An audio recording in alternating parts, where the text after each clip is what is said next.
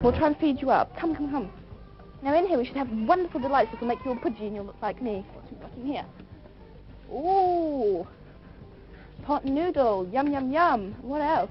This is actually Icelandic, yeah? Is it? Oh, that'll make you feel at home. Well, I shall leave you to that and remember to save me some, because I have other things to do. And so leaving Björk with that vodka, we turn to Tom Watkins.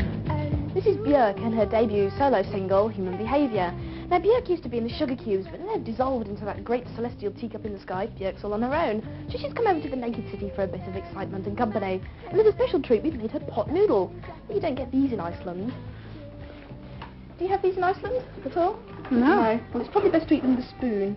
Yeah. Probably best not to eat them at all, actually. It looks disgusting. Never mind.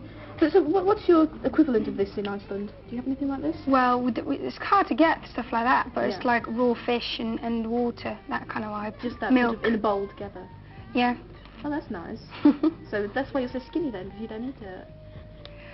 Oh. Maybe I should get into this then. Yeah, no, it looks great. Be healthier. Yeah. Life for me.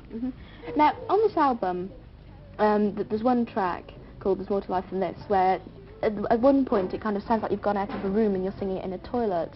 Someone said you'd actually recorded that in the toilet. Is that true? Yeah. You did? Well, basically, I was going on about my album. I want to be real. I want to be like real life situations. Like you get really pissed off with something and you just start singing a song and you kind of hit the table with your hands, or you're very, very happy and you just start singing with all the people in the bus. The silly city was like that, like real life situations, sort of musical record. And also in a lot of these songs it seems to be sort of observational, like you've been sort of just sitting there watching people and just sort of commenting on them. Yeah, my idol as a kid was always David Attenborough, you know, how he kind of looked at the animals and kind of sort of made it all look so simple, didn't he? Yeah. Like, well, first you get born and then you sort of find a mate, and it's just very simple, you know? Yeah. Now you've just moved to London with your kid. What do you dislike about London? I like most things about it. Yeah. Probably the only thing I don't like about the English is sometimes they tend to be a bit arrogant about sort of think they're the best in the world kind of vibe, you know? But we are. How dare you insult us? Okay, I said it to the wrong person.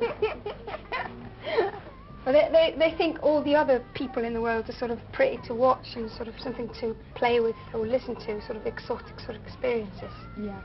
And I think it's a bit out of order, really. So, what do you do on a night out in Iceland? What happens? You put on your skiing costume, grab 3 bottles of vodka and go downtown.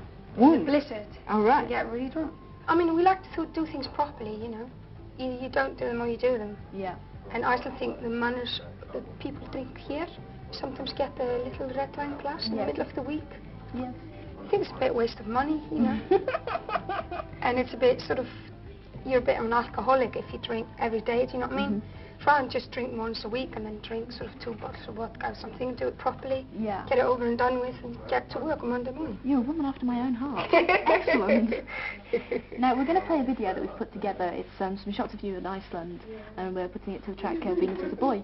Okay, it's been very interesting. I can't wait to see it. So there's Iceland's equivalent of Camden. Now it's time for U2. Björk, what do you think of U2? I respect them. I used to listen to them a lot in my house when I was a kid. My dad's got all their records, you know. Oh, bless him. So here's U2 as endorsed by Björk's dad. Supposed to. But unlike Bobby Gillespie, Michael writes some good tunes.